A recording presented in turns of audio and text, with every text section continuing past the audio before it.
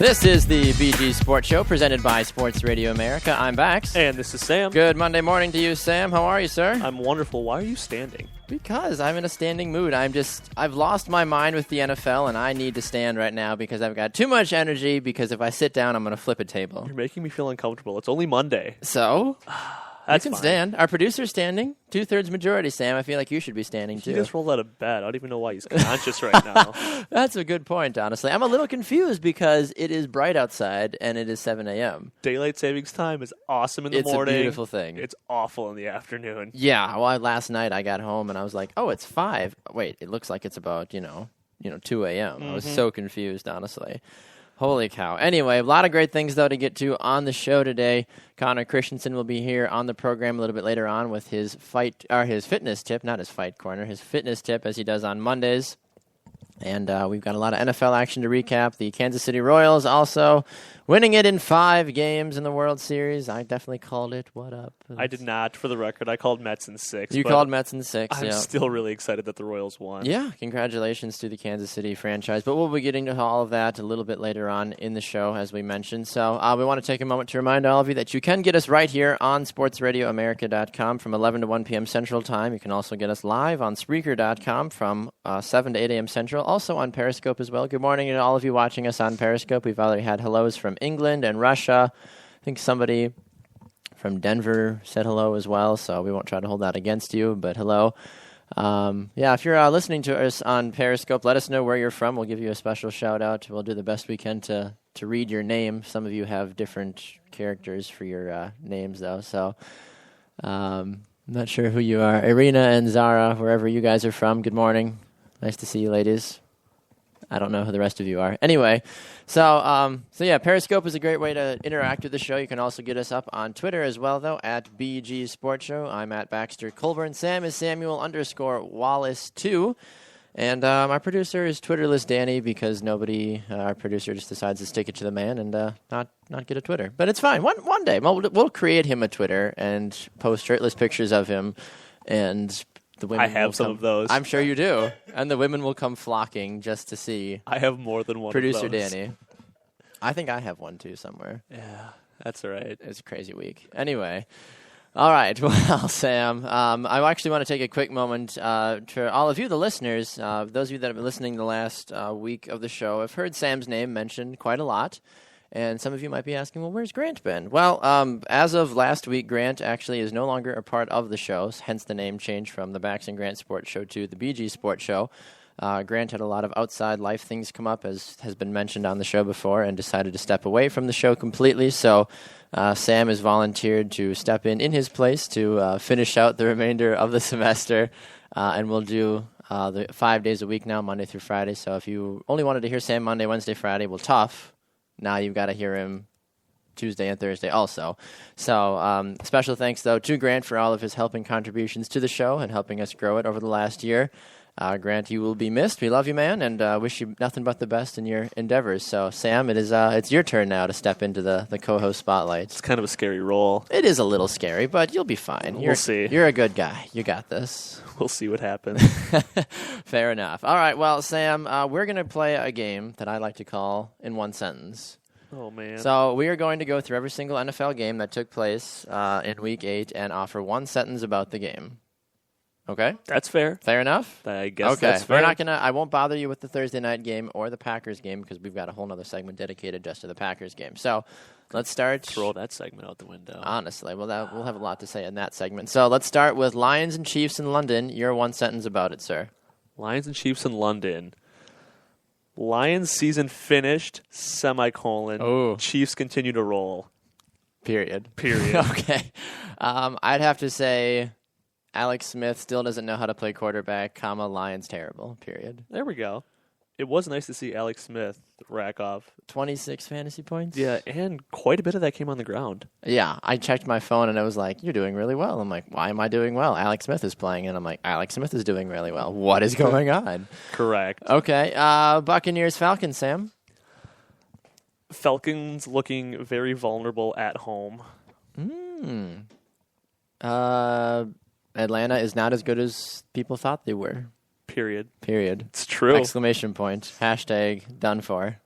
another overtime game against How do you go to overtime against the less Buccaneers? a less than subpar team? Yeah, this is ridiculous. Tampa Bay wins this game. Holy frick. All right, Cardinals-Browns. Carson Palmer executes massive comeback. Cleveland, period.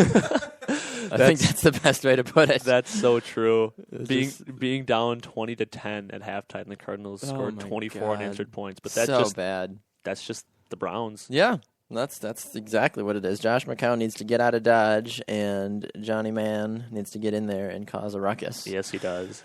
Okay, 49ers-Rams. Todd Gurley. 49ers need to move to London, period. It's true. There was a lot of fans calling for Kaepernick to be benched after this game. Yep. He needs to clear his head, and I'm on board with I that. don't even know who the backup quarterback in San Francisco is. I don't know. Does anybody even care? Speaking of backup quarterbacks, I love the backup quarterback commercial with Luke McCown. Yeah. That's a good segue. Saints-Giants. Saints Giants. How did you feel about that game? The fantasy shootout. Yeah. 13 touchdowns. Drew Brees is the boss. Drew Brees is boss. No defense. No, absolutely not. I feel, not that I feel bad for the Giants, but I feel bad that it ended the way it did because their special teams just laid an egg. Well, it's the Giants, though. Now the Saints are suddenly 4-4. The Giants are 4-4. The Saints are like, we have life. Mm-hmm. And meanwhile, Atlanta just continues to lose. Mm-hmm. Vikings-Bears. Vikings are 5-2. That's a good sentence. I mean, they're second place right now in the NFC North. yeah. What would I say? Let's see here. Vikings are good? Question mark. Hashtag hopeful. I think they are. I think. I don't know. Like it's weird for the Vikings because they're 5-2, but they've also done a good job of pounding down on their divisional opponents. I think Minnesota. Everybody. But that's what we've talked about too. Is if you can just beat up on your division, that's all you need to do. Really, there's really only 6 games Green Bay that matter. is, yeah. during Green the Bay year. may be in first place in the division, but they've only played one divisional game. Yeah, we got a lot of divisional games coming up. Miles to go. Baltimore and San Diego. Baltimore, San Diego. Chargers season and nosedive. Flacco still isn't a great quarterback. It's true. I mean, they picked up their first win at home, but Stop. off the Justin Tucker's the only reason they off, won that game. off the leg of Justin Tucker. What a guy. I've always liked him as a kicker. Bengals, Steelers. Bengals looking like legitimate contender on the road. Steelers season done after Bell's knee injury. That's true. Mm-hmm. Very, very, very likely that he is done for the year. Yeah, that tear in his MCL isn't just going to heal by itself overnight. Usually not how it works. Not generally. Yeah, Texans, Titans. Titans still terrible football team. No offensive line for either team. Yeah. I watched that game for about 15 minutes, and I think I saw about 25 sacks. Wow. It was bad. That's a lot. Every other play was like, sack, sack, sack, sack. I'm like, how are people scoring in this game? Raiders, Jets. Ageless Charles Woodson. Derek Carr not living up to his older brother's hype. Thank goodness. Good God. Go Derek Carr. 4 touchdowns yesterday from him, 333 yards. Yeah, that was great. It was a good Raiders are above 500. Golly. 4-3. Jets are What at is 500. What now, is or going 4-3. on in the NFL? And Seahawks, Cowboys. No Tony Romo, no win. Seattle still is not as good as they say they are. Yeah, I mean the last couple times they've been 4-4, they've made it to the playoffs. The last 3 seasons that they've been 4-4, they've still made They're it. still just not a good team. I agree. I don't know. I don't know. I about agree. this. Yeah. All right. Well, before we jump to a break, Sam, give me 1 or 2 games here that you'd like to use more than a sentence to describe, because I know that was an interesting game to play, but it was tough. it makes you really hone in on what exactly happened. I think the 2 games I'm going to pull out, the NFC North divisional matchup between the Vikings and the Bears. Okay. The Vikings had not done well in Chicago at all in recent years. I think they have 2 wins in the last couple seasons going to Chicago. And Bridgewater, again, is looking like a very comfortable, growing into a young professional quarterback. Stephon Diggs is looking like a legitimate downfield threat. Where is he coming out as of? a My wide gosh. receiver. And Adrian Peterson is continuing to do just enough. He had 20 carries for 103 yards, doing very, very well to mix it up and take some pressure off of Bridgewater so he doesn't have to do it on his own. And then I guess the other game I would touch on would be the Raiders and the Jets. Yeah, what a game that was for Derek Carr and company. Yeah, the Jets, thought they might have a chance against New England week or so ago, and then they're starting to slip a little bit. It's unfortunate for them, but the Raiders are really stepping up their game. It's great. Latavius Murray rushed for over 100 yards. Derek Carr threw for 300 yards and 4 touchdowns. Defense played well. Charles Woodson, the ageless wonder, another interception. He's leading the league right now in interceptions. Yeah, no, I absolutely agree with you on that one. It's crazy. He's had 5 interceptions, I think. 5 interceptions, yep. Yeah, 2 of those coming off of Peyton Manning, which, Hey. that's still a good thing. That's a huge thing for them, is. honestly. Yeah, it's big. I think Oakland might be one of those teams that could find a spot in the wild cards if they play their cards right. But if they keep playing this way against a decent Jets team, let's not take anything away. Like, this is a decent Jets team. And I get it. Ryan Fitzpatrick got hurt. Geno Smith had to step in, and the Jets were actually calling they were calling free agent quarterbacks during the game saying, yes, shoot, they were. Fitzpatrick is hurt.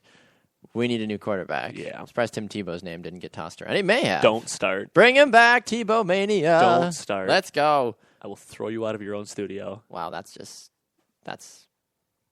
I don't know what I say about that. Exactly. Why would you throw me out? Don't know. Tim Tebow does not. He keep him in the SEC network. Bring him back. Bring him back. Feed him. Feed the beast of Tim Tebow in the media. That would be awesome. Fair enough. Yeah. All right. Well, Sam, I appreciate it. We're going to jump to a break. I don't really know if there's any, but the only other game that really jumps out to me would be that Cleveland-Arizona game.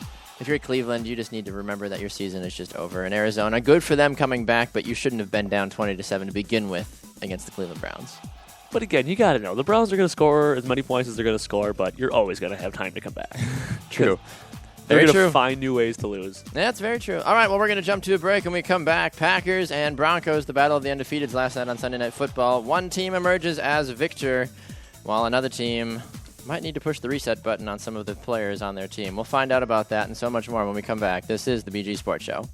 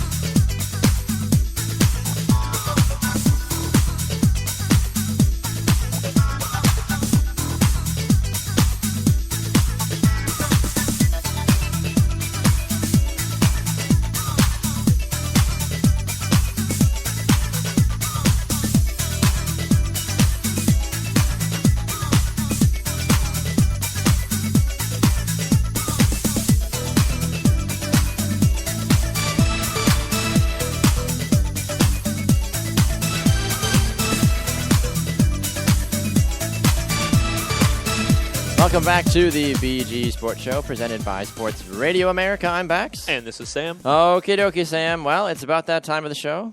You're not going to come out and sing a silly song, though. No, not yet. Later on. Later in the week, probably. Later in the week, you'll come out and sing a silly song. No, it's time to talk about the Green Bay Packers and the Denver Broncos last night on Sunday Night Football. The Denver Broncos emerging victorious with a 29-10 victory over the Green Bay Packers. Broncos Nation, I'm sure, is thrilled. Packers Nation, I've seen mixed reviews. I've seen very mixed reviews, and I want to get your initial thoughts about the game right away, Sam, before we just dive into certain things. I guess in regards to those mixed reviews you're hearing from Packers Nation, I think growing up a Packers fan and being a Packers fan, we just expect excellence all the time. And so when we lose a game like this, everybody's up in arms about it, and everybody always seems to forget that the Packers went 10-6 the year they won the Super Bowl.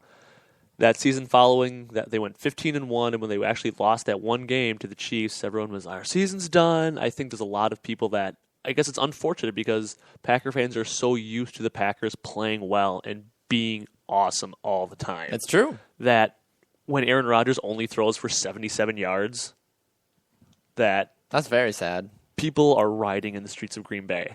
Oh no, I completely agree with you on that one, and we mentioned it out on Facebook last night as well on our Facebook page of the BG Sports Show, as long as also on my own Twitter or my own personal page as well, asking people what their thoughts and reactions were about it, and a few people were chiming in saying that the Green Bay Packers did such a poor job getting to Manning. He can't run, but if you don't get pressure on him, he will pick you apart. Denver was great on the other side of the ball. Rodgers was consistently under pressure, which is, I think, one of the many talking points you can take immediately going into this game is how in the world does a quarterback who basically has to use a walker to get around the field not get touched at all last night?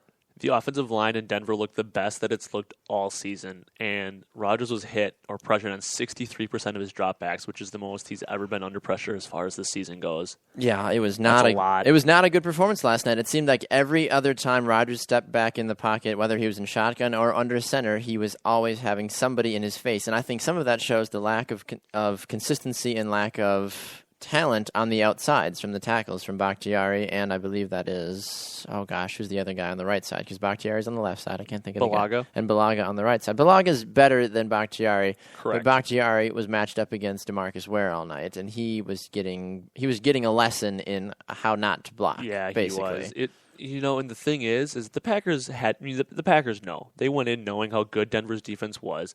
I think the thing that really shut down the Packers offense was how good the secondary was in Denver. Because even when Rodgers, for as great and as mobile as he is at avoiding sacks, there's a couple times when, Von Miller came flying in for a sack off the right side of the offensive line, and Rodgers just stepped up and the guy went right by him, and he rolled out to his right and was looking. Again, Packer Nation, they're used to seeing that. Rodgers on the move. They are, yeah, absolutely. Making those throws on the run, but there was nobody open ever.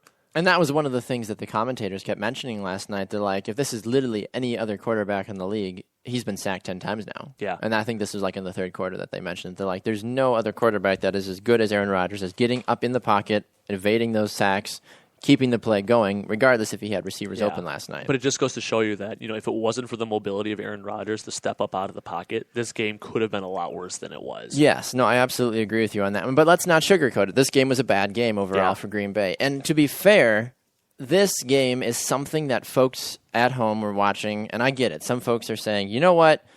It was one game. It's not a big deal. But you look at it in the fact of that Green Bay had 2 weeks to prepare for this game. So did Denver. Denver was coming into this game basically riding zero offense, a great defense, and Green Bay was riding a declining defense. They started off really hot and then started having really poor performances.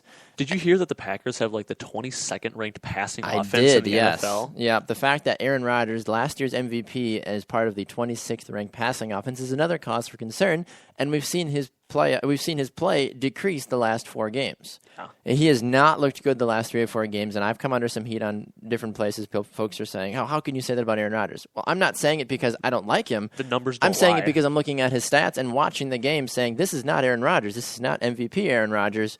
This is freshman in college Aaron Rodgers at Dubuque Community College trying to figure things out for the first time. The fact that no time in his career did he ever throw for less than 124 yards in a game that he's finished up until last night. Yeah. 77 yards, no touchdowns, no interceptions. But again, Peyton Manning did not throw a single touchdown. Yes, threw a pick. That was just a great individual effort, though. Yeah, it was a great individual effort on the defensive side. But the Broncos looked extremely balanced last night. Yes. Manning threw for 340 yards. C.J. Anderson rushed for over 100 yards. That was great for him to kind of get a little bit of a starting role back, I feel. Yeah, he didn't get as many touches as Ronnie Hillman or as many touchdowns, but Anderson really kind of carried the bulk of the offense for Denver late in that game. Yeah, no, I completely agree with you on that one. Another thing that stuck out to me is something that the Packers did not do well last night, and I tweeted this out during the game. I said, hey, here's some free advice. Don't run Eddie Lacy up the middle. Yeah. Every time Eddie Lacy's up the middle, I get it. That's the one play he scored a touchdown on. Yay, woo.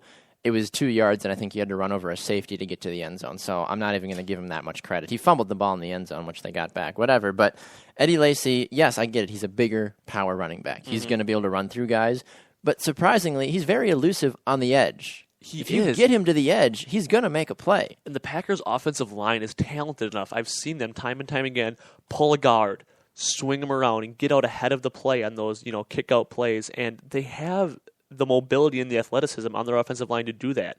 They're not just a bunch of these big white farm boys from Wisconsin that are just parked right. They are. I know. But, I mean, they're not just parked right in the middle saying, all right, we can't pull. The Packers have some very, very They have very athletic guys, yeah. offensive linemen. Absolutely. And they just refuse to use them.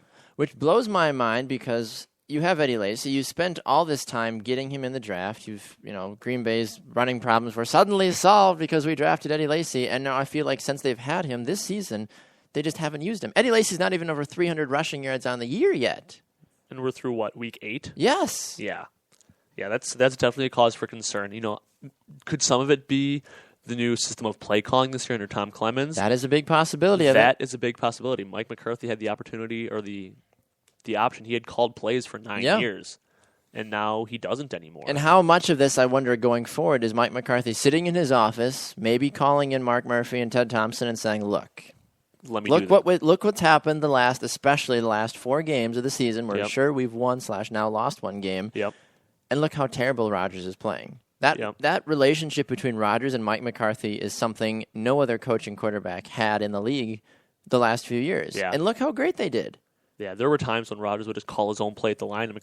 McCarthy was the play caller, but there were a lot of times where he would just turn the reins over to Rodgers, especially on a 2-minute drill or they would go to no huddle for a certain drive to really burn down the defense. But McCarthy would be like, "All right, it's your show." And I think some of that though is the amount of chemistry those two guys have together. And I know Tom Clemens has been a part of the staff. Yeah. And Rodgers knows him, but he hasn't been working directly with McCarthy different. like he has the last few years. It's a lot different. And I think that adds an entirely different dynamic to it. Yeah. And another thing, too, not only with the offense, and we talked about the offense earlier in the week, saying this Packers team has an offense problem. Yes, they do. And it's one thing to say, well, they've got so many guys to throw the ball to. Rodgers should just have no problem finding an open receiver.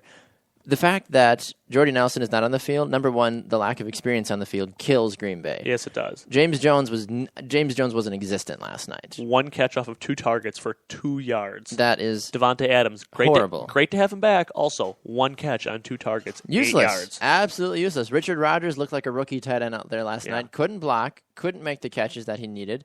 Randall Cobb was really great at the little dump-off passes, but even then, Randall Cobb is only one guy. Aqib Talib just hung around with Randall Cobb all night and was like, oh, okay, I'm going to just bump around with him all night and just slow him down. 6 catches for 27 yards. That's a horrible average for a wide receiver. Exactly. Nobody else stood up. He was averaging what Eddie Lacy should have been averaging out of the backfield. If he averaged 4.5 yards a catch, Lacy should have been averaging 4.5 to 6 yards a carry last night.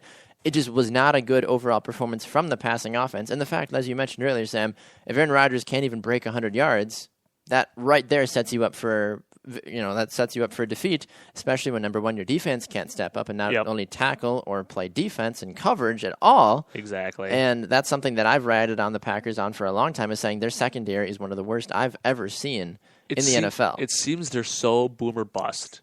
They either, again, we saw it when the Packers made their championship run a few years ago, not to keep referencing back to that, but their defense was not great. No, it was terrible. And they won a lot of games off of last-second interceptions or goal line stands. Yeah. Situations they should have never had to put themselves in if their defense would have played even up to par. Mm-hmm. And I guess one other point I want to bring up about Denver's offense was the huge reemergence for Peyton Manning and his tight ends. Yeah. Ever since Julius Thomas left, there's been a huge vacuum in that position in Denver. And between Virgil Green and Owen Daniels, his 2 tight ends, they combined for 6 catches on 6 targets, 100% there for 105 yards over the middle. That is crazy. From a tight end position, that is a huge weapon for Peyton Manning. And the Packers say, well, we didn't do a good job of getting to Peyton Manning. We couldn't get to him in time.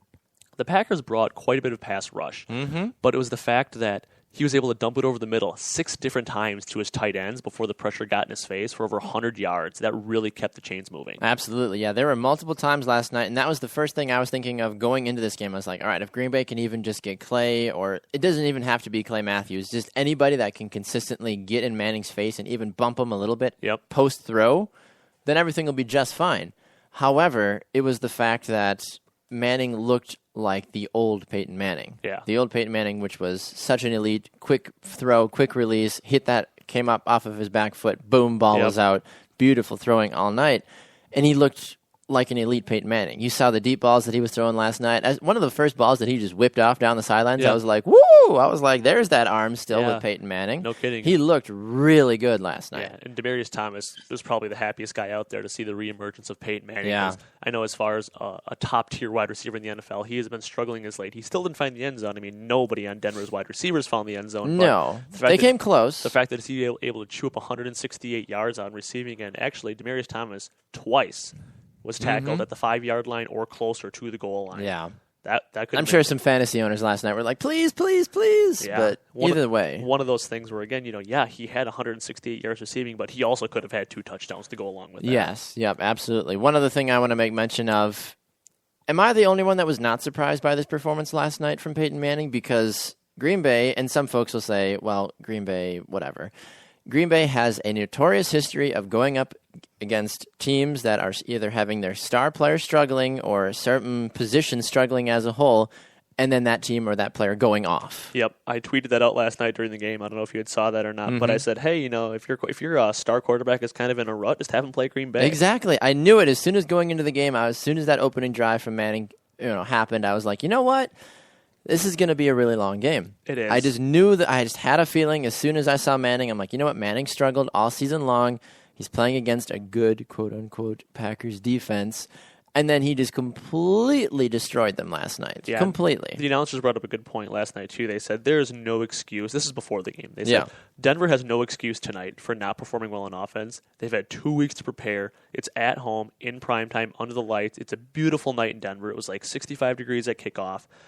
Yeah, there was no excuse for them not clicking on offense. And for Denver's sake, they did a really, really great job of moving the ball. Absolutely. And I understand that 2 of the guys from the Packers secondary went out injured. I totally get that. But there are still enough guys on the Packers secondary that are experienced enough that could have stepped up, that could have done much better. Because the way I was looking at this game last night is this is a very possible Super Bowl matchup. Yeah. And both teams had 2 weeks to prepare. They've both played enough games in the regular season that they know who they are. Yep. Green Bay only had 1 guy out with an injury with Ty Montgomery. Denver was looking, like they had enough to figure everything out. I'm like, this could have been the Super Bowl last night. And this is exactly what could have happened to Green Bay in the Super Bowl. Oh, absolutely. It just goes to show you that you bring high-powered offense and a high-powered defense, 9 times out of 10, if not 10 times out of 10, will always win. Yeah, no, absolutely. If you can get constant pressure on the quarterback and make him feel uncomfortable, that'll be the difference. Green Bay needs to go back, watch the tape from this ball game.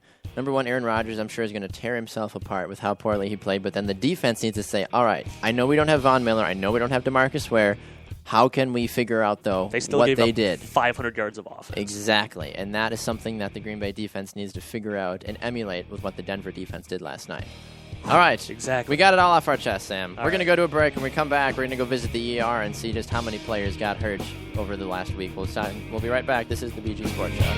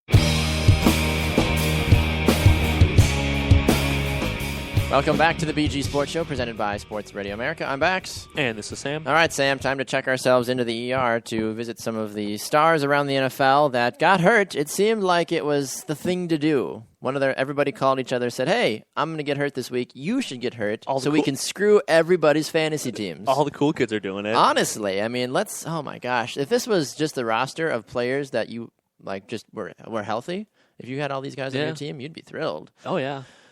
Obviously, the biggest name. Yeah. Le'Veon Bell. Le'Veon Bell Pittsburgh goes down. Steelers running back. He was out for the first 2 games of the year with a suspension, came back, started having a great season, and then suffered a knee injury yesterday afternoon. It's looking like he's gone for the year. The MRIs have been saying there's been some possible torn MCL muscles. I've heard all different kinds of reports. It just doesn't look good for Le'Veon Bell and the Pittsburgh Steelers. Yeah, that's a big loss, and especially to kind of, that's just salt on the wounds of them losing at home then yesterday during that game. Mm-hmm. So they're going to have to do some soul searching moving forward to see what they can really do. I mean, for D'Angelo Williams, he played really well in the first 2 games as kind of a fill-in for Le'Veon Bell, so maybe this will be another reemergence of him. We'll have to wait and see what happens. Yeah, if you're looking for a guy in fantasy and he's still unclaimed on the wire, maybe go grab D'Angelo Williams this week. He's going to be the starting running back going forward. In a very good offense, I feel like. Now that Ben Roethlisberger's back under center, they got Martavis Bryant back. All the fantasy owners that have Antonio Brown are just loving that Ben Roethlisberger is back. But losing Le'Veon Bell is a huge blow. Absolutely. Another big one. There was 2 injuries like this yesterday that I'm aware of. I'm sure there'll probably be more that haven't been reported yet. But Steve Smith and Cameron Wake from Baltimore and Miami, respectively, both suffered season-ending Achilles injuries. Yeah, I've heard Achilles injuries more this year than I've heard MCL or ACL, I feel like. That's got to hurt. It sounds painful. A torn Achilles. Yeah. I mean, and again, the thing with Steve Smith, you almost got to feel bad because he had been so adamant this year that this was going to be his last season. Yep. He was done regardless of the outcome. The Ravens really hadn't been playing well at all this year, so it was kind of just his last hurrah, last time around the league. And you had to feel for the guy. He's had a very, very prolific and successful career. But after he went off the field, Coach John Harbaugh said, knowing Steve the way that I do, it wouldn't shock me if he came back. Mm-hmm. Oh, I wouldn't be surprised either. I mean, yes, he's 36, but he's kept himself in fantastic shape. He's in such good shape, which is awesome for him. It really just goes to show you that if you want it bad enough and your body can take it, you'll find a way to play. Mm-hmm. Absolutely. All right, as we mentioned, Cameron Wake got hurt as well. The Miami Dolphins defense trying to stay relevant. They came out with a big victory the other day, but it's just not looking good for Miami as a whole at the moment. Especially with Cameron Wake going down. But he had 7 sacks in 2 weeks between weeks 6 and 8, and now he's done likely for the year with a torn Achilles injury. Exactly. Again, Miami Dolphins, they're going to have to find somebody else to step up because that's a big spot that Cameron Wake is going to leave open. He is. He's one of the best outside linebackers in the game right now, and losing him from the Dolphins defense that's trying to even think about keeping pace with New England, you can almost kiss that goodbye now. Pretty much. Ryan Fitzpatrick of the New York Jets left the game yesterday with a hand injury. And as soon as he got hurt, Geno Smith came in the game. Jets fans were not thrilled by that. They're like, why? No. Why is he on the field? Yeah. And ironically enough, while Fitzpatrick was in the locker room, the Jets front office started calling around the league for all the free agent quarterbacks, trying to start figuring out who might come in and replace him. That shows that they have zero trust in Geno Smith. Can you imagine if you come off the field, if you're Geno Smith and or Ryan Fitzpatrick, and you hear rumors of that during the game? Yeah. That can't feel good. No, not at all. The rumor right now is that Ryan Mallett might be the guy they'll bring in, but if Houston cut him, why in God's name would you want him in New York? I don't know. And I understand they're free agents for a reason because nobody obviously wants them on their team, but even still, Ryan Mallett got cut 6 weeks into the season, meaning that he's not a good quarterback. Yeah, don't sign him. Yeah, I don't know. I mean, the thing is, starting quarterbacks are kind of like a dime a dozen too. Don't start. Don't start with me. Tebow.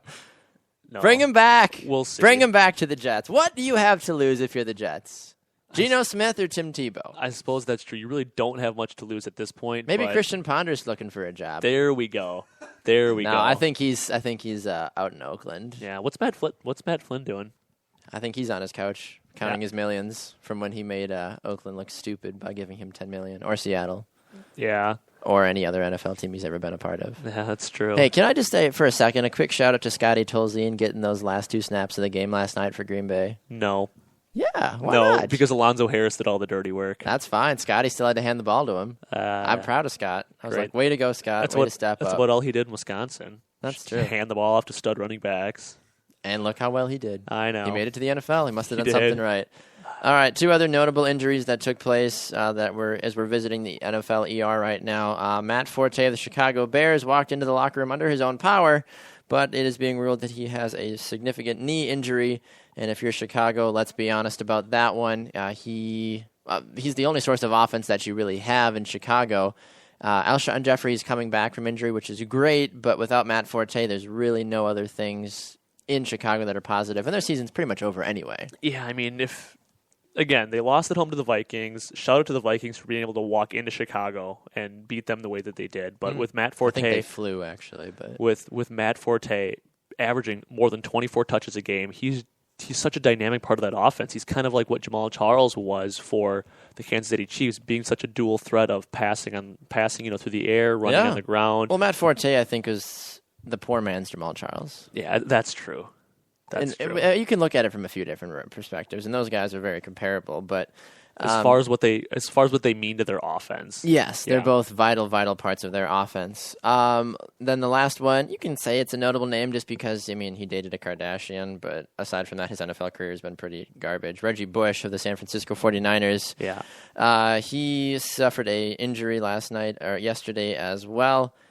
His was kind of a fluke, too. It was, He suffered a knee injury after slipping on some exposed concrete behind the 49ers bench in a kick return. Like, you almost got to feel bad for him at that point. You do, yeah. And if you're San Francisco, obviously that season is just forget about it at this point. Their just press season the is reset so button. far gone. Yeah. It really is. But Carlos Hyde, the starting running back, has already been nursing a foot injury. Tell me about it. I've got him on my fantasy team, which has been just a fluke within itself. But now that Reggie Bush is gone, the 49ers are going to be forced to go to their 3rd or 4th running backs on the team now and say, guys, we need someone that's going to actually, not get hurt and maybe go for more than a yard a game. I think that was why Reggie Bush, like the injury to him is considered to be more significant than it really may have been, is because he was already thrust into the starting role with Carlos Hyde being done. Yep. If your backup running back gets hurt, it's not a huge deal. It wouldn't make headlines. I saw a lot of comments that said, why is Reggie Bush on this list of star players being hurt? He's not a star. He's garbage. Get him out of here. It's like, well, I understand that the Niners season is done, and it has been done basically since since the second week. Yeah. But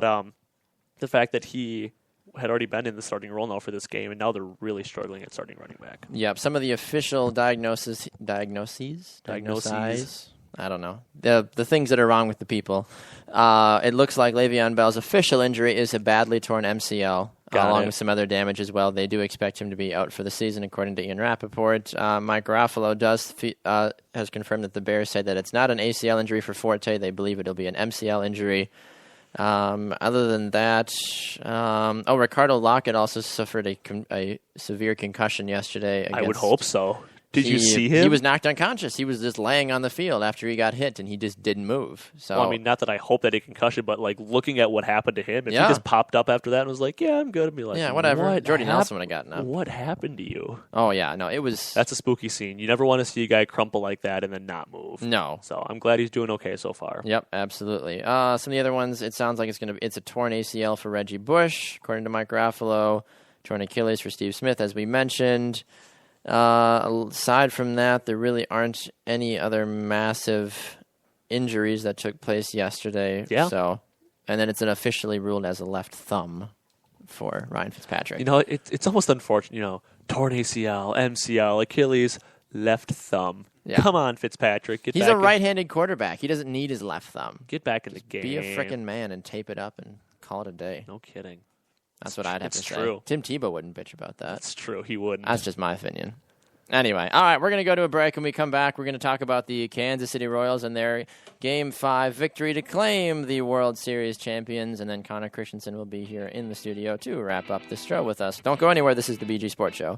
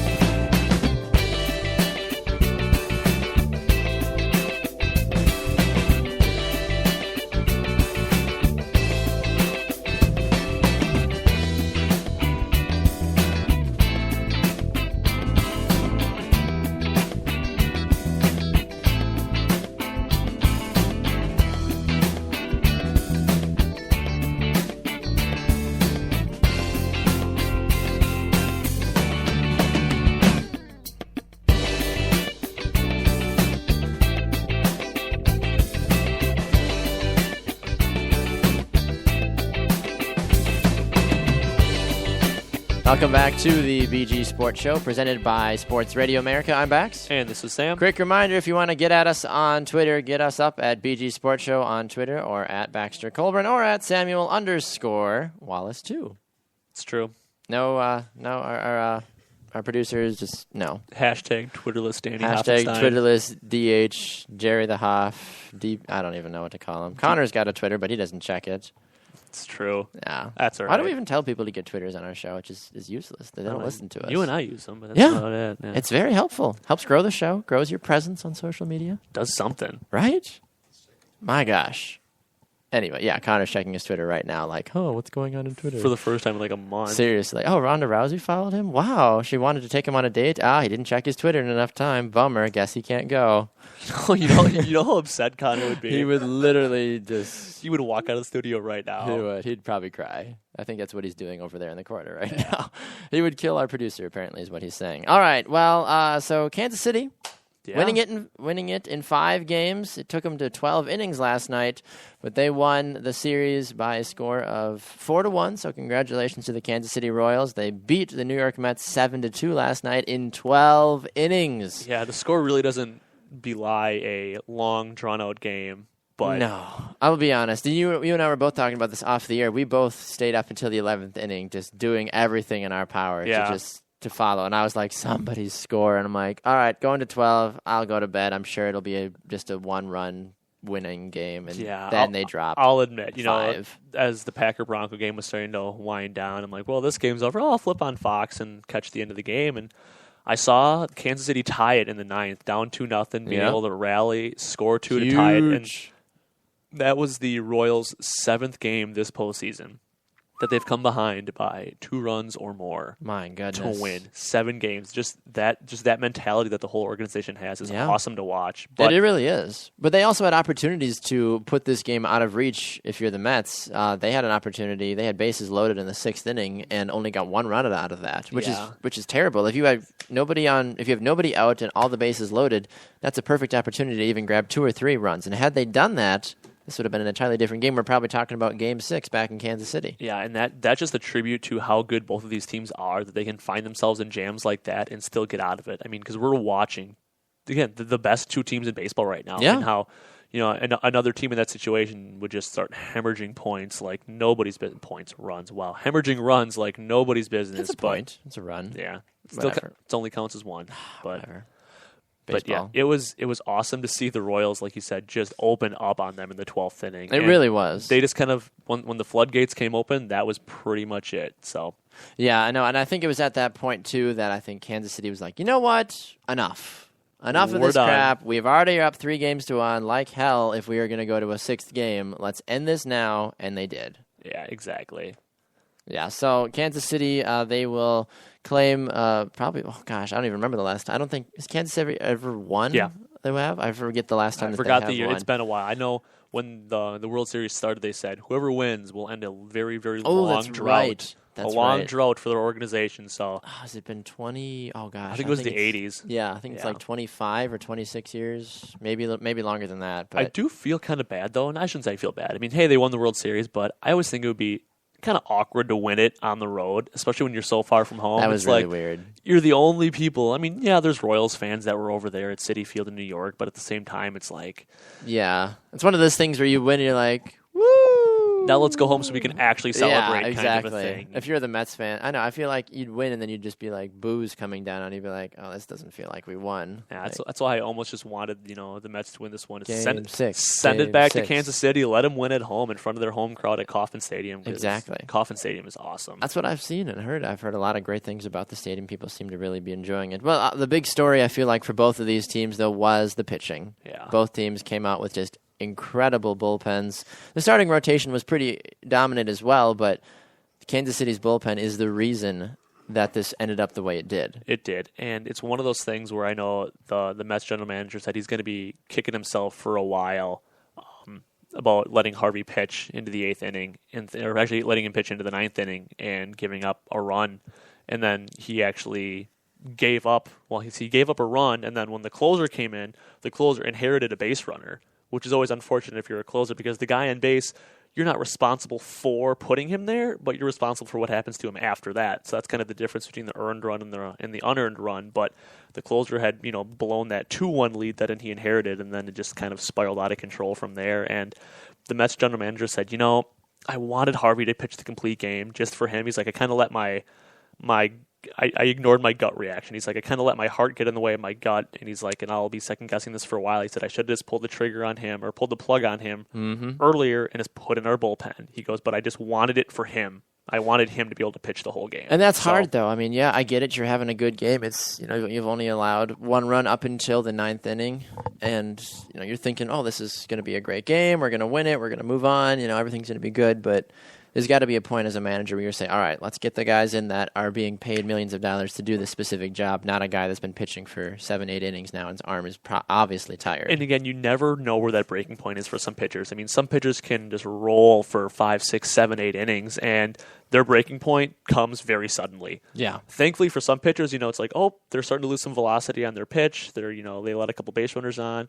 But for some, it's like when they're done, they're done. And like you said, there are certain guys in the league that are being paid millions to pitch 3 outs. Yeah. That's it. That's literally all it is. And I think, and we made this mention last week, early in the week, where it's, people say, well, baseball's not a man's sport. Well, it is, because you are in control of every single play that happens. You have to take the ball as a pitcher. You have to throw it across the plate and say, hey, I can throw the ball faster than you can hit it, and go from there and do that 3 outs a game, 3 outs an inning for 9 innings. Yeah, and it's not as easy as people make it sound. Like, oh, you throw a ball across the plate, you hit it, you run to the base. Yeah. It's incredibly difficult to do. And I saw a quote from, I think it was probably some baseball player from days gone by, and said, what makes baseball truly one of the greatest sports? He's like, in basketball, when you get up by a lot, you can kind of pass the ball around, burn out the clock. When you're in football, you can take a knee, you can burn the clock. He's like, soccer, you can hold the ball in the corner, you can stall, whatever. Things like that. He's like, but when you're in baseball, he's like, no matter what, he's like, you always have to give the other guy his chance. Exactly. It always has to come down to you pitching to him. You have to give him an opportunity, and you have to prove that you're going to be better. And that's why a game like baseball is so unpredictable, because any team can win on any given day, and that's why we've seen teams like the Royals, who were so bad for so long. Now they're the World Series champions because they finally got enough personnel in. They got a good manager in. Yep. But then they also realized that, hey, we are going to go 9 innings and we are going to prove that we are the best team in baseball, regardless of how good the pitching might be for the Mets or any other team that they faced on the road to where they are now. Just like that never die, never quit mentality has really carried them through the playoffs. And it's been nice to see them get back after falling to the Giants in Game 7 last year. So to get back and win it in 5 games this year? 5 games. Making a statement. It really is. It's exciting. Absolutely. So I'm sure Kansas City is going to be partying pretty hard about that. They've got really nothing else to cheer for this season. They can cheer about the NWSL championship, but nobody really follows women's soccer. Unfortunately, I follow it, so congratulations to them. So they've got 2 now championships to cheer for. Good. Aside from that, though, Kansas City doesn't have much else to cheer for with the men's soccer team that they have losing. And let's be honest, they're not going to be cheering for the Chiefs this year. Let's be honest about that one. I don't know. Possibly a bright future for Sharkhandrick West. We'll see. Yeah, he had a good game yesterday. 2 rushing touchdowns. Chiefs destroying Detroit over in London. Alex Smith running like a madman. Probably because he had no other reason. He had no other options. He's like, I should throw a touchdown. Or I could run the ball and screw my fantasy owners. Well done, Alex Smith. Well done. Well done. All right. We're going to go to a break and wrap things up on the show. Connor Christensen will be here for his fitness tip. Feeling a little bloated after all the Halloween candy. Anyway, after all the Halloween candy I had, maybe Connor's got some tips for me to help work some of that stuff off. We'll find out. We'll be right back. This is the BG Sports Show.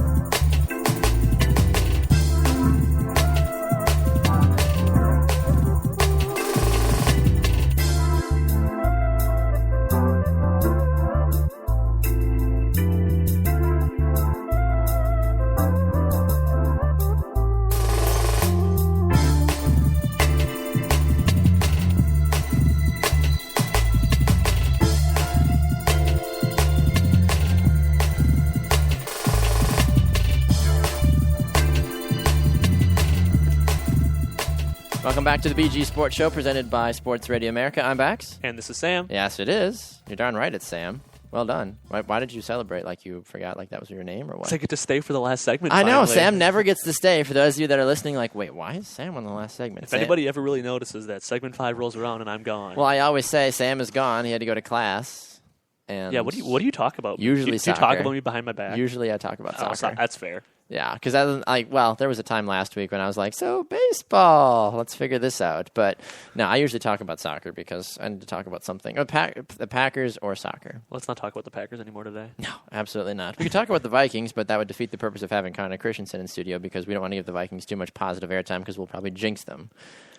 Yeah. True. Yeah. Anyway, so good morning, Connor. It's nice to see you here on the show. How you doing, sir? Oh, I'm doing very well. How are you? I'm doing well, sir. It's nice to have you back in the studio. I'm sure you're celebrating a Vikings victory. You're 5-2. Yeah. It's not exactly how I would have liked us to win or the Vikings to win because I felt that it should have been an easier victory than that. You'd think. I would. The defense played well up until the second half. After that last second touchdown, it just lost all the momentum, and then the defense had to gain it back. But you do have to admit, though, that touchdown by Alshon Jeffrey was just a fantastic individual effort, going up over 2 defenders and making that catch. He's a very, very talented wideout, and Cutler put it near him enough that he was able to go up and get it. Fair enough. So, yeah. That is very true. And I saw that hit that Harrison Smith put on Matt Forte that injured him. It looked nasty. Yeah, well, Harrison Smith, he's a bad, bad man. Harry the Hitman. That's what they call him. Someone's got to call him that. I feel like there's got to be a shirt or something with like his face on it. Like, there's a shirt. It's all purple with his outline, and it's just Harry the Hitman on one side, and it's him like trying to be like Clay Matthews. I get it. All right. I mean, cool story, bro. Yeah, he's really good. So he's good. No, he's a very good player. He is good. All right. Well, Connor, your fitness tip for us today, sir. What is it? Well, actually, it was your wife that gave me this this idea that we just had Halloween and everybody's eating candy and whatever, chocolate, candy, corn, eating stuff, whatever. And so I thought I'd come on here and talk about what do you do to maybe lose some of that candy, because we don't really want to keep it on. We just want to eat it and then not have to deal with the consequences as Baxter's passing around candy in the studio. Never. An empty Skittles wrapper. I was Come on, hungry, man. okay? I had to eat some of it on the way here. No, not on the way here. This is off a bus ride. But anyway. Very nice. I'm still listening. Okay, so my fitness tip, my advice for those of you that are trying to find that secret to losing weight, and I hate to break this to you, there is no one big secret to losing weight. But we can do. Why not? We can do. I need the things. secret. Okay. Well, here I'm gonna give you my secret. Okay. My advice for the best sort of secret. Okay. And this is going to be a lot simpler than people will realize, and a lot easier than people realize. The whole thing that we're gonna be doing is we're gonna get up and we're gonna walk. What? We are going to walk. We do that every day, though. I don't feel like I've lost any weight in 23 years. Yeah, well, this is what I'm telling you. Okay. If you're going to wake up in the morning, you're going to wake up an hour earlier than you normally would. Okay, so 4:30. Yeah. Well, maybe not you, but Okay. the average everyday person, you're going to wake up an hour early. Okay. You're going to eat something right away off the bat. Something small, a banana, an apple, Skittles. No, not Skittles. Don't eat Skittles right mini away. size, travel size.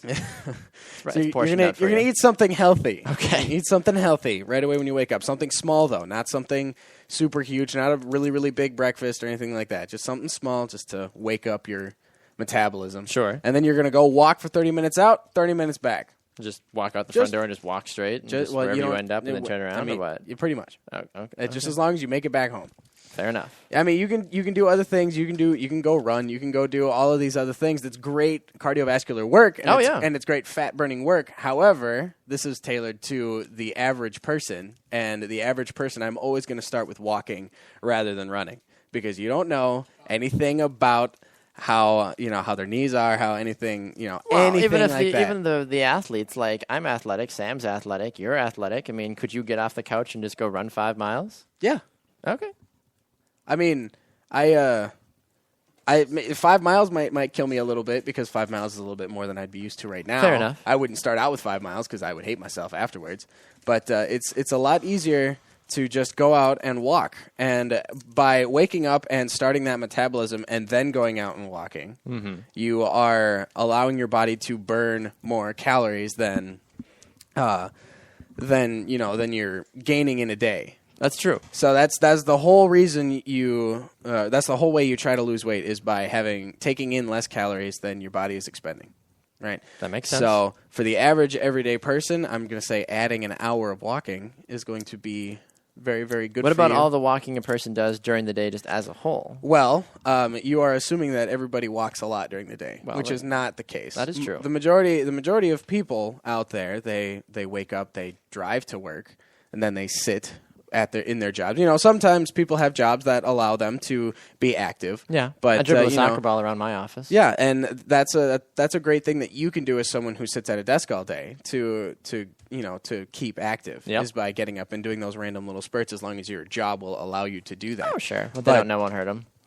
But waking up an hour earlier is not sleep. Sleep is wonderful. Sleep is wonderful. However, waking up an hour earlier is not going to kill you as long as you're still getting you just go to bed a little earlier. Yeah, it's not rocket science, people. People make sleep so complicated when all you have to do is sleep. So you just have to go to bed at a decent time, lay down, and then you wake up an hour earlier. What would you recommend is a decent time to go to sleep, though? Because I've heard so many different things about when to go to bed at appropriate time. I've heard between 9 p.m. and 11 p.m. Yeah. I guess it doesn't really matter when you go to sleep. It's all about how much sleep you're getting. Okay. First of all, and when you're no longer eating in regards to sleep, because people always used to tell me, no, don't eat right before you go to bed and yada, yada. And that's true. You don't want to eat right before you go to bed because your metabolism slows way down when you're sleeping. And then you get fat while you sleep. Pretty much. And so I would say if you can get 6 hours of sleep, that is a good night's sleep. Really? 6 hours of sleep. Yes. The majority of people only need 6 hours of sleep. Why only 6? I feel like your body hasn't had enough time completely rebuff that. Sam, you have a rebuttal on that? Yeah, go ahead, Sam. Well, as being a very active athlete in cross country, 8 to 10 hours is what I guess I need. Okay. All right. Well, here. So here's the thing. I'm not tailoring this to college level cross country runner athletes. I am tailoring this to the average everyday person. That's true. So I understand that. Sam, I Sam do agree is not an average everyday person. That you need at least 8 hours of sleep with the work that you put in each day. Okay, just wanted to throw that in there. Okay. But if the activity level of the people listening is literally waking up an hour early to go for a walk and then come back, I'm saying that all you need is 6. That's true. Because you want your body turned on more than turned off at that point. And you are doing things throughout the day to burn those calories. So you don't need your metabolism on as long as that's true. Somebody else would. That makes sense. Please continue. Okay. You made me go and lose my train of thought now. Oh my gosh. I'll wrap it up because we have to get off the air shortly. Okay. So I will just recap fast then. Please. My tip for how to lose weight: start off your morning an hour earlier. Eat something small. Go for a walk for an hour. And then go throughout your day. Remember, the goal is to take in less calories than you're expending. So if you can go to the gym, if you can do these other things, maybe go run, whatever. Try to burn those calories where you wouldn't normally. Take the stairs instead of the elevator, anything that you can do. If you're close to work, bike or walk instead of drive or something like that.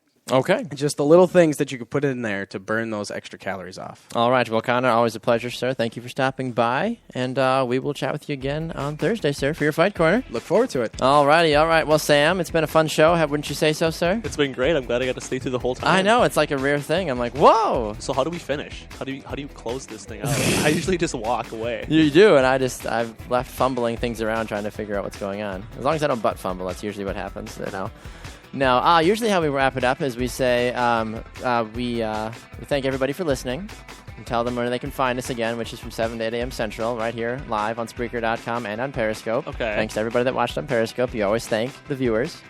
Thank you. you. The listeners. Thank you for listening. Okay. We remind them that they can find us on Sports Radio America from 11 to 1 Central on sportsradioamerica.com, live 365, and tune in. And then for those that really like to listen to the show on demand, they can get it on iTunes, iHeartRadio, and on Spreaker.com as well. We are on demand. We are. And then, if you were here, then you would tell everybody where we are on social media. Do you know where we are? Can you tell the good folks where we are? Ooh, we are on Facebook at the BG Sports Show. Yes. I am on Twitter at Samuel_Wallace Correct. 2. I feel like I'm taking a test right now. You are. Nearly done. You are at Baxter Colburn. The show is on Twitter at BG Sports Show. Yep. And we are and on Instagram at Same thing. BG Sports Show. Absolutely. There you go. See, you can do it, Sam. See, you too can close out a show. All right. All right. Special thanks to Connor Christensen for stopping by the show. And for all of you that listened and watched today, our producer has been Danny Hoffenstein. He's Sam Wallace. I'm Baxter Colburn. We'll see you all again tomorrow. Have a great Monday, folks.